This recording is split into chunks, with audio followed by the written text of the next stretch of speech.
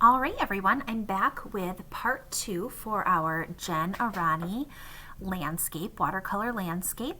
What you're going to need next is a very fine tip Sharpie or a black pen. And don't worry if you don't have one of those. You can also just use a regular black Sharpie if you have that. Like I said, a black pen will do. So at this point, you should have a beautiful sunset sky using analogous colors. What we're going to do next is we're going to add the shaded side of the mountains. To do that, you're going to start at the tip of each mountain, and you're going to start by drawing a jagged line diagonally down. Once you have that done, you're going to the left bottommost corner point, and you're going to move over to the right until they connect. They don't have to go down quite that far. I can start my jagged line down from the tip, and I can stop there. And I can create some sort of interesting line over from the bottom left point to connect to my vertical line down. I'm going to do that for all of the peaks of all of my mountains, from the tip at the top, and then from my bottom left, bring it over to connect. I'm doing that for all of the mountains, bringing that over. Once I have all of that done, we're going to do some dashes of line. Now I'm doing this upside down for myself, so my wrist will look a little bit different to you, but what you want to focus on is your wrist isn't moving. It's really just your fingers.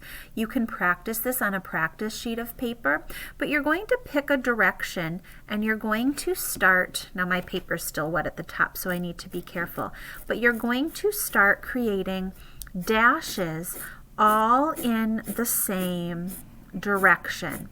So I like to go top to bottom, but you might go bottom to top. That's up to you. If I missed a little part, I'm going to just fill that right in with the same direction dashes or hashes, however you want to call them. I'm going to keep going in that same direction all the way across with all of my mountains. I'm trying to do those dashes in the same direction for all of my mountains. And what that's creating is the shaded side of my mountain.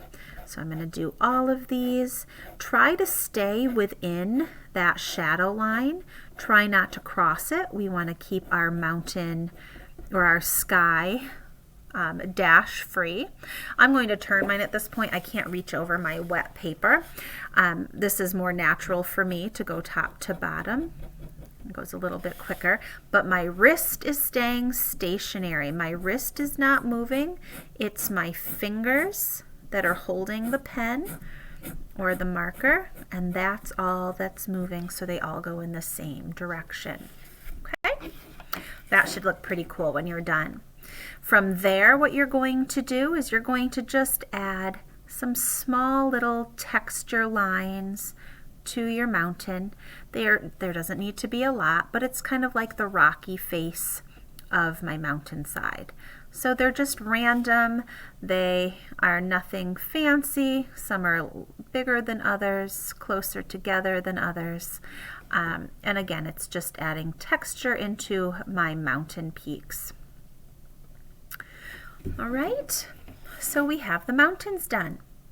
From there, we're going to add some more landscape lines. So this is our true horizon line where the sky meets the land, but I also want to be able to show some distance. So the next line you're going to do is a horizontal line across, and then you're going to do a couple others. I'm going to do one that slants up a little bit, not quite touching the first line, and then another one that comes from the side and meets it.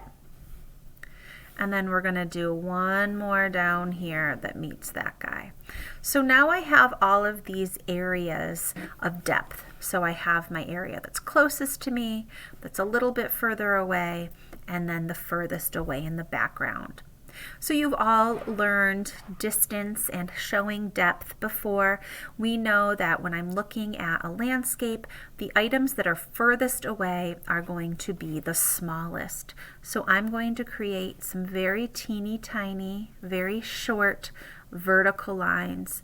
This is where my trees are going to go, and yes, they are very, very small. Up here a little bit closer to the front of the paper, these are going to be just a smidge taller. I'm going to try to do about 5 in each area. So I have 5 here, I've got 3, here's 4, and it can overlap my backwards one, and here's 5. Okay. Here I'm going to do a few less because it's a short line, but these ones are going to be quite a bit taller. So that one goes all the way to there. I'm going to do one that's a little bit shorter. I'm going to leave that. And then I'm going to have a couple big ones right here in front. And then my biggest one is going to go all the way down to the bottom of my paper, and it's going to actually overlap a lot of those landscape lines. Okay. So from there, I do want to show you, I'm going to show you on a separate sheet of paper. When you go to draw these trees, let's see if I don't have a great scrap sheet of paper in front of me, but I'll just use this. When you go to do these trees, we want to keep in mind that our tree should stay in like a triangle shape if you can.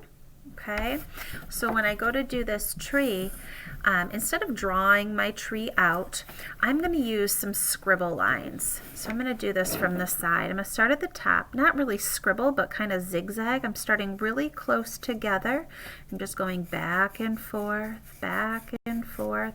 I want to keep them really close together. They might be attached. You might just do dashes across. You might overlap them a little to show where the tree's a little bit thicker, but I'm going all the way to the bottom. If you see any places that aren't filled in as much as you'd like, you can go back over top of them. You can make it taller if you need to. And there we have a winter tree. So what you're going to do on your paper is the same thing. Way back here in the background, I'm going to just start super close together. You barely see the back and forth. I go all the way down to that horizon line. I'm going to try to keep that triangle shape, get a little bit bigger. It's narrow, narrow, a little bit wider, little bit wider. Oh, those ones even overlap a little bit. Okay, I have this little guy. And this little guy. You can always add more. Okay, so if I want another one over here, I can do another one if I'd like to. Okay, we're just doing the same thing for all of these vertical tree lines that I have. Okay, going all the way down to the snow line. Okay, one thing I want to show you is this right here. So if these trees are at a slanted line, they touch a slanted line, I want to make sure when I'm doing this, I don't go across that slanted line. So when I hit that slanted line, I still want to make it wider over here to the left, but it stops when it hits the slanted line on the right. Okay, so you're going to fill up all of those beautiful trees that you have, or vertical lines, so that when you're all done, they've all turned into trees. Okay. The very last thing that you can do, if you'd like to, if you have a white paint pen, that is probably your best bet. I don't have one of those, or a white gel pen. Oh, that's the wrong thing. That's salt. Right here in front of me. All right, so I have a little palette of white acrylic paint. If you'd like to show where there might be little stars in the galaxy sky, you just want to keep them super small and close together. That's why the white paint pens are best. You could also use a little toothpick. You can also use the end of your paintbrush, although I don't like how that comes out. I want to keep them even smaller than that. It's so hard to keep them small with a paintbrush. Q-tips are too big. You could make it look like there's one shooting across your paper, like a shooting star if you'd like to. I know Jen Arayni does some of those, but keep them random, keep them spread out. I don't know how well you can even see this white on my paper, but that's going to be your last step for this. And then you are done with this project. I hope you love it as much as I do. I'm loving seeing those of you who've posted them. I'm loving seeing my finished 5th graders at school, but there's a beautiful finished landscape.